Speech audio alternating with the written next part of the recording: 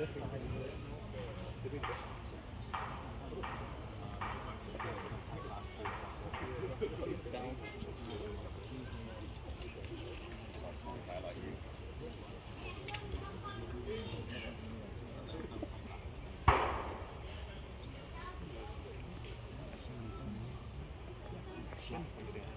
they come, boys!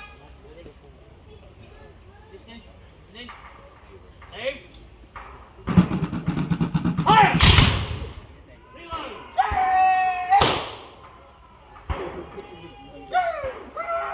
Go get some there, man!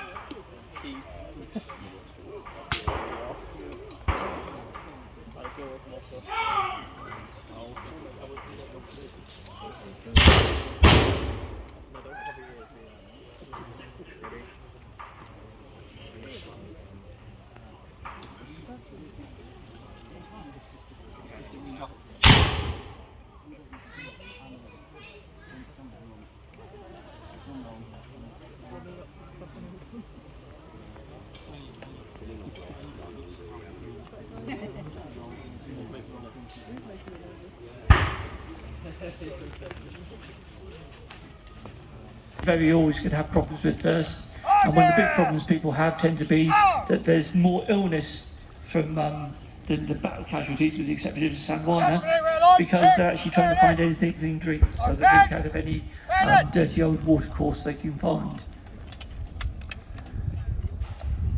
We started our exercises, let's say we're on foreign service, so we're wearing a working jacket known as a frock. It's a 5-button jacket. It's looser than the tunic, so you see the brigade guards when they're doing ceremonial duties in tunics, very tailored, very close fitting. These are much looser to be able to let you work in them. And on the top of the man's head, the only difference between the uniform we wear here in Canada or on home service is the helmet. And we actually replaced the blue cloth, or whether it was a shako or the blue cloth helmet, with the white foreign service helmet. Reform! Company on the right-hand marker! And we carry the Martini Henry infantry rifle. We'll talk about that a bit later. We've just run through some exercises with the bayonet. That's a secondary arm of the British Army. That's the 1876 pattern Lunger bayonet, 21¼ inches of triangular steel. The idea being that you actually stab people with it. It's not a cutting weapon like a sword, and you keep people at a length distance. Designed specifically for colonial conflict, it means that the person you actually take it on is actually going to be 6 foot away from you. Zulu with a short stabbing spear or a hand down tricep with a club is actually going to be in a position where they can't get under your guard.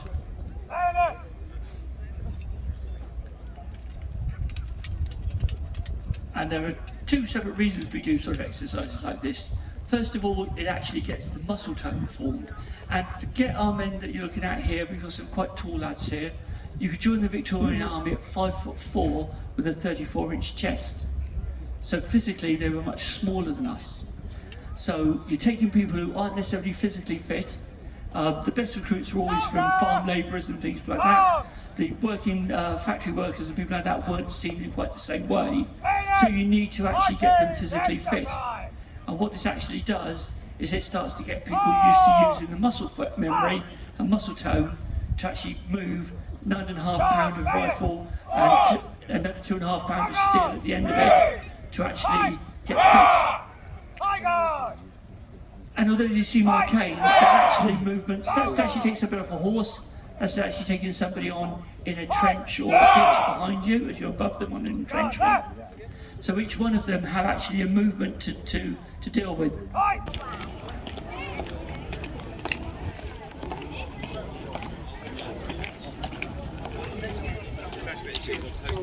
That's the big battlefield.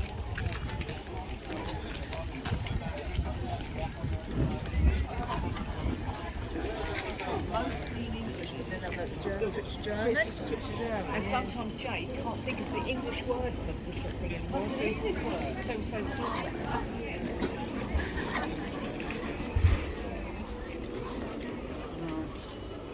Oh, this is the man. Ah, good morning. You okay? Good. I've got the best relic for your collection. I just thought I was start getting work in here. The best, very best. Follow the leader. Is it cheap? Of course it's not cheap. Oh, it's not cheap. Cheap is Parland, and not longer the Parland.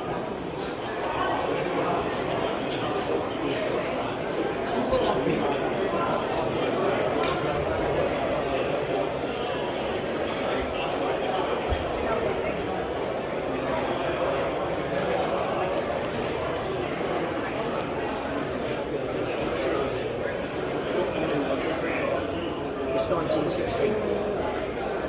That's what the Syria. It's like an Amiga. You can date an Amiga like a Syria, and that's exactly the same.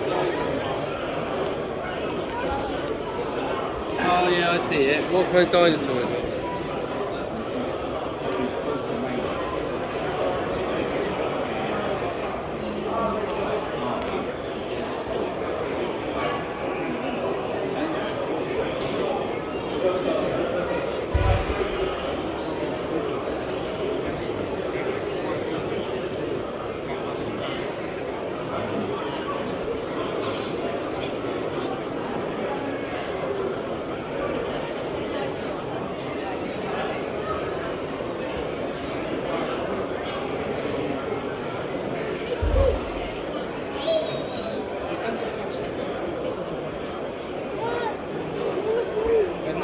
The bayonets.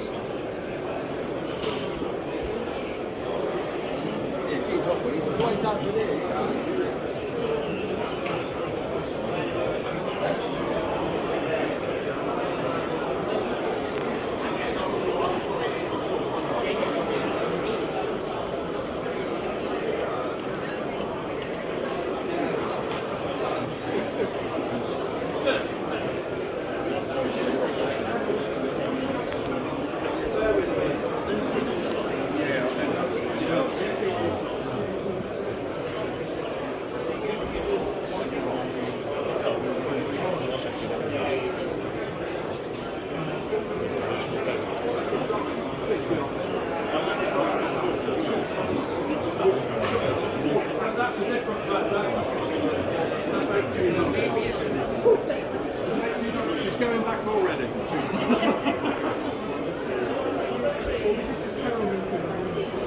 Sorry? Yes, by all means.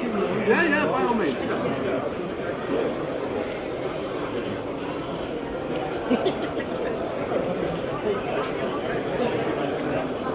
You're going back.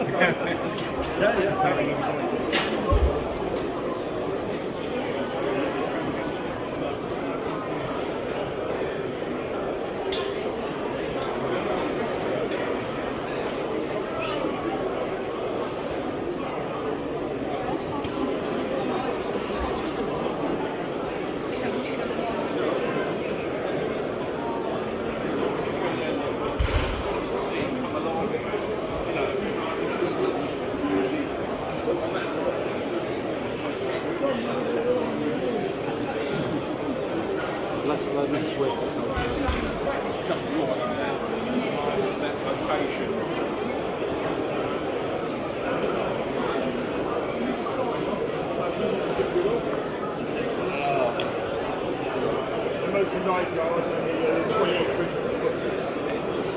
Oh, well, early stuff. Sorry? Early stuff.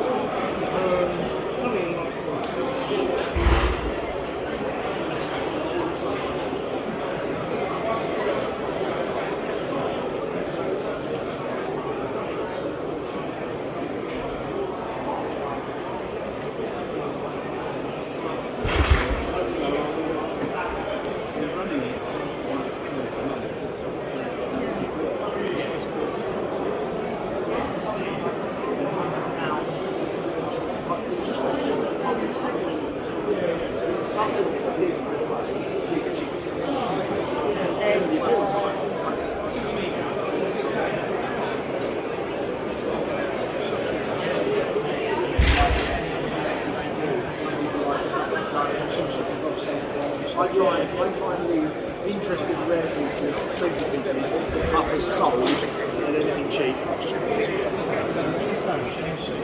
Look at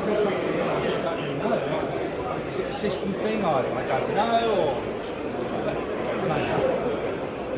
pass on information. So,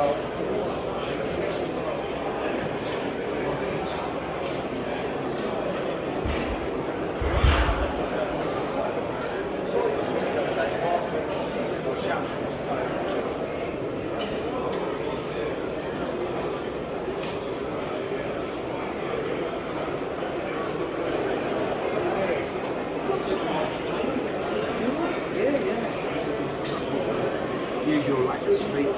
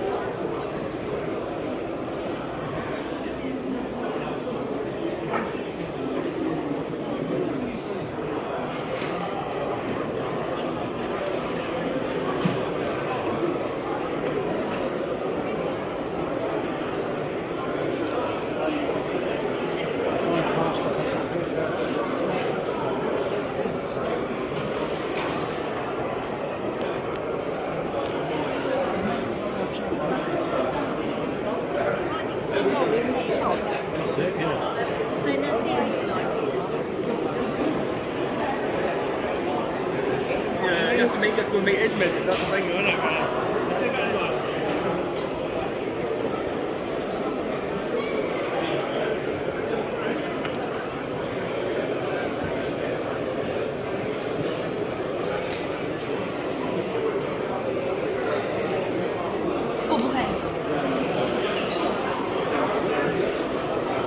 Main bridge.